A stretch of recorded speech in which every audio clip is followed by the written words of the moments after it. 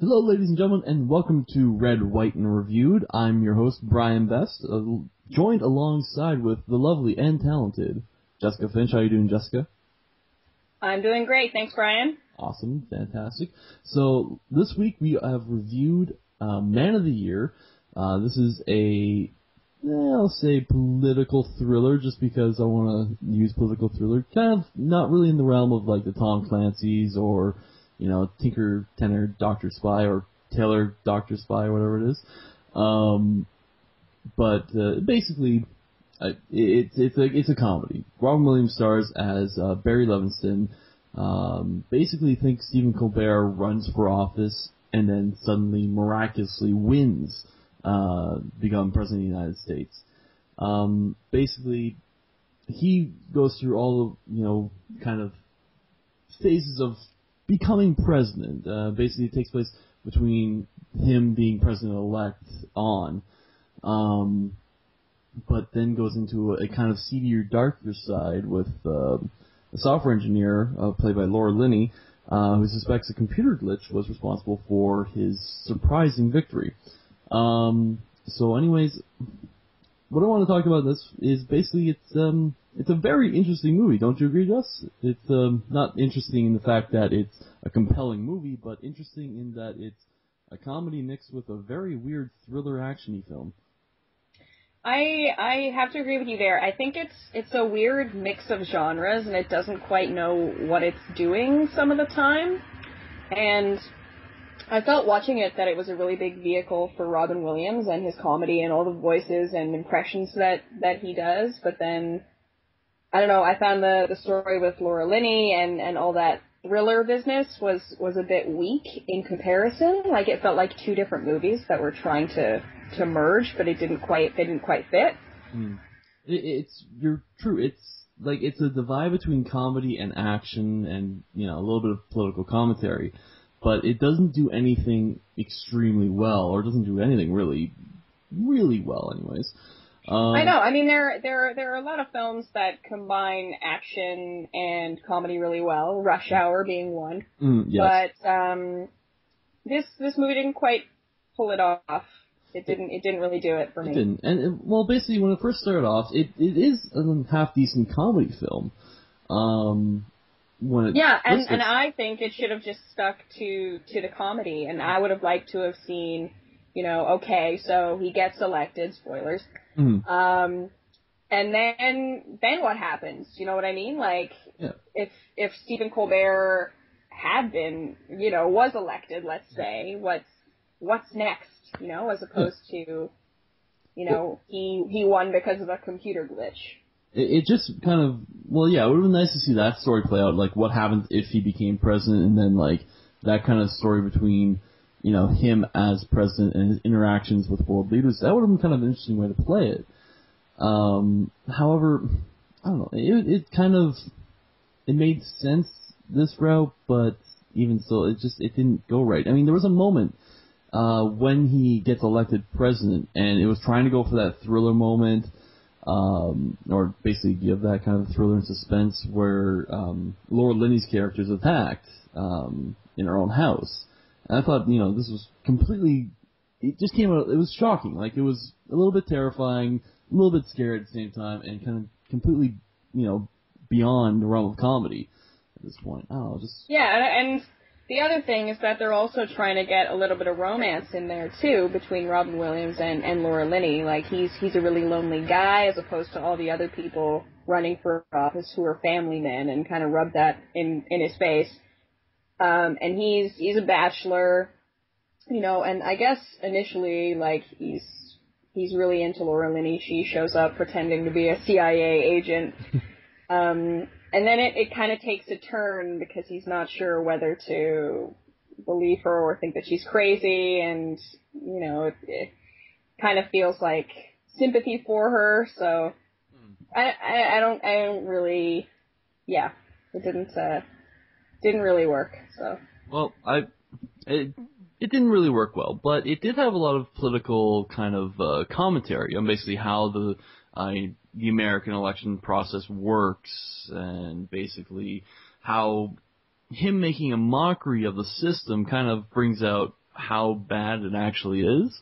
I mean, I thought they did that part really well, like where it brings out like, you know, people spending so much money on advertising campaigns and big show business type, basically big concerts essentially, in terms of. Yeah, well, you know, speaking of that, there's the movie that just came out, The Campaign, right, with Zach Galifianakis and Will Ferrell. So I feel like that they're kind of exploring the same thing in terms of their view of how the political world runs within the U.S. But it also makes me think, it kind of takes me back to Canadian politics with the whole robocalls thing that we had to deal with, which was, you know, kind of, I guess you could liken it to a computer glitch of sorts, because it was robots calling people and directing them to the wrong polling station. So exactly, yeah. It kind of are imitating life and so on. So let's get into the actual meat of stuff. So basically the big stars here, I mean, there's quite a few, you know, interesting comedy people in there, and, you know, pretty decent stars. So Robin Williams plays the big roles, but also starring alongside him, Jeff Goldblum, Christopher Walken, Laura Linney, as we said, as the actress here, but also, what's her name? A couple of actors from SNL show up near the end. What do you think of the acting in all this, Jess? I thought the acting was good. I mean, I really like Robin Williams, although at times he can be over the top. That's just his thing, so I've kind of come to expect it. You know, sometimes the impressions just don't stop. Yeah, I mean, he basically did a stand-up routine in this film. Yeah, pretty much. I mean, that's how it starts, right? Because he has his own show, which is like a political commentary show, like Colbert or like Jon Stewart. And yeah, it basically started off with him telling jokes, and it was just nonstop the whole way through. But that being said, like, you know, that's what he's known for. I feel like, I mean, I'm not a big Jeff Goldblum fan, so I'm gonna kind of skip over him, but it feels like he wasn't even used in this film. Like, he shows up for maybe max 5 scenes, and he doesn't have, like, that many lines anyways. And that's the same thing with Christopher Walken in this film. He gets sick early on, spoilers, and he's not there for a lot of, I mean, his role is as the mentor. But although he spends most of it in a hospital bed, you know, not really involved. So although he does lend his voice as the narration for most of the film. That's true, yeah. Because it kind of starts off like he's telling this story. I forget right now who he's telling this story to. I think it's a reporter or something. Oh, okay, yeah. Gotta say, I'm not a big fan of that when movies do that. They kind of start off like, oh, you know, once upon a time, let me tell you, blah, blah, blah. I don't really like that. And in terms of Laura Linney, I felt like she was good in this film, but there's a lot of other films that are definitely a better vehicle, like, to see her in. Like that whole scene where she's crazy at her workplace. It went on way too long, and it really made me uncomfortable. Maybe that was the point, I guess, but Let me just give you a little bit of a setup here. Laura Linney had a scene where basically her character was like, her company tried to make her seem crazy by injecting her with a bunch of drugs, and she just went like all sorts of crazy. And you're right, Jess, it did last for way too long, to be honest. Yeah, it was really awkward. Like, I understand what they're going for. They're trying to show that she's crazy, to kick her out of the company and, you know, blame the whole computer glitch on her.